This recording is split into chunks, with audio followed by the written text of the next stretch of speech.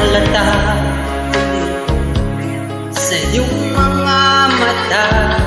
Kahit sabihin mo aking nadarama ang paglay niya, huwag mong ipagdamdam. Mabuti nga't nalaman siya sa lawahan. Karamay mo ako kahapon at ngayong asahan.